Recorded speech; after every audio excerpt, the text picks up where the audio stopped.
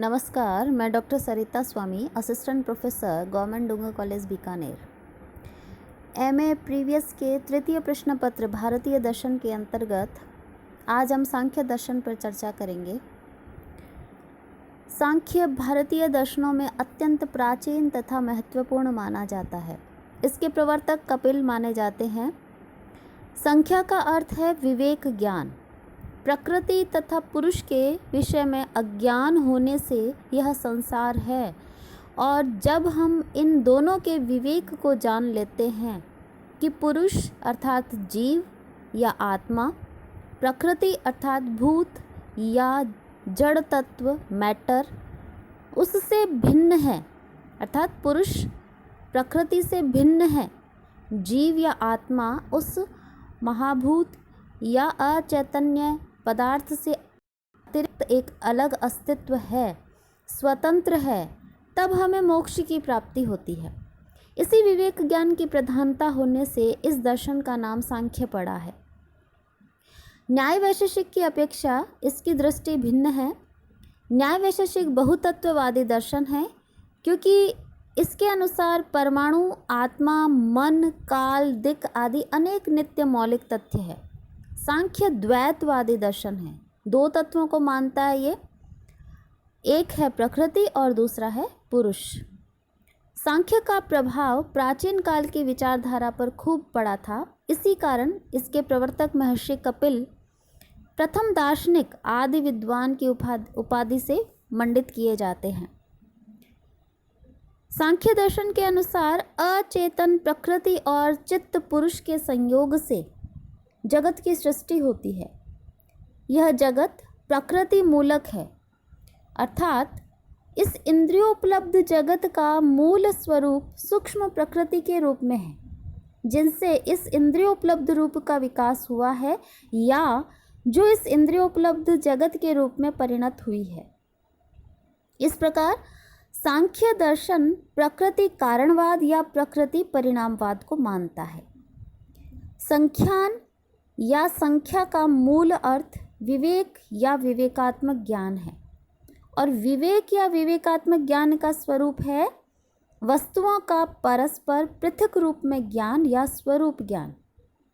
गणना के अर्थ में जो संख्या शब्द प्रचलित है, वह भी उक्त मूल अर्थ विवेक या विवेकात्मक ज्ञान के आधार पर ही प्रचलित है, क्योंकि संख्या या गणना के रूप में भी वस्तुओं का विवेकात्मक ज्ञान अर्थात परस्पर पृथक रूप में ज्ञान किया जाता है, और फलतः उन्हें पृथक पृथक एक, दो आदि कहा जाता है। अतः इस दर्शन के जो जगत के तत्वों का इस रूप में संख्या ज्ञान या विवेकात्मक ज्ञान प्राप्त किया जाना, इस जगत में प्रकृति और पुरुष के रूप में दो मूल तत्व का माना जाना, जिनमें से एक प्रकृति तत्व क्या है, अचित, अचैतन्य, जड़ और परिणामी या विकारशील है, और दूसरा तत्व है पुरुष तत्व, जो चित्त है, चैतन्य है, अपरिणामी है या निर्विकार है। अतः इस दर्शन को सांख्य कहा गया है। साथ ही परिणामशील प्रकृति से जो महत्त्व आदि 23 विकृतियाँ होती है, विकार या कार्य, उनका भी इस दर्शन में संख्या या विवेकात्मक ज्ञान प्राप्त किया है। इस प्रकार इस दर्शन का प्रमुख कार्य या वैशिष्ट्य संख्यान रहा, अतः इस दर्शन का नाम सांख्य नाम से प्रसिद्ध हुआ। जैसा कि महाभारत में भी कहा गया है, संख्याम प्रकुर्वते चैव प्रकृति च प्रचक्षते तत्वानि च चतुर्विंशत् तेन सांख्यः प्रकीर्तितः।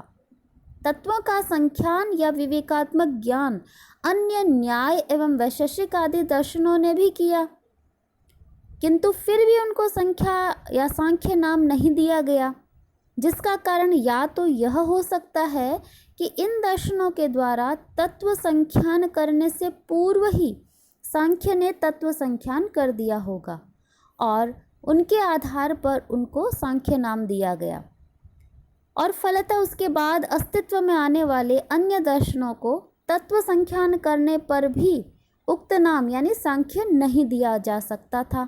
या यह हो सकता है कि यहाँ संख्या के प्रमुख विशेषता तत्व संख्यान थी, वहाँ अन्य दर्शन की प्रमुख विशेषता तत्व संख्यान के रूप में न होकर अन्य विभिन्न रूपों में थी और फलतः इनकी तत्त प्रमुख विशेषताओं के आधार पर उनके विभिन्न नाम प्रचलित हो गए होंगे। ज्ञान या विवेकात्मक ज्ञान को सांख्य की प्रमुखतम विशेषता मानने जाने के कारण ही भारतीय परंपरा ने सांख्य के विषय में नास्ति सांख्य समम ज्ञानम आदि के रूप में विभिन्न उद्गार प्रकट किए हैं। सांख्य दर्शन में सांख्य कारिका जो ईश्वर कृष्ण द्वारा रचित की गई है, वह सांख्य कारिका हमारे कोर्स में है, जो सांख्य दर्शन का प्रमुख प्रतिनिधि ग्रंथ है। इस सांख्य कारिका में 72 कारिकाएं हैं। मूल रूप में 70 कारिकाएं मानी गई है। सांख्य कारिका जो है इस सांख्य दर्शन का लोकप्रिय और प्रामाणिक ग्रंथ माना गया है।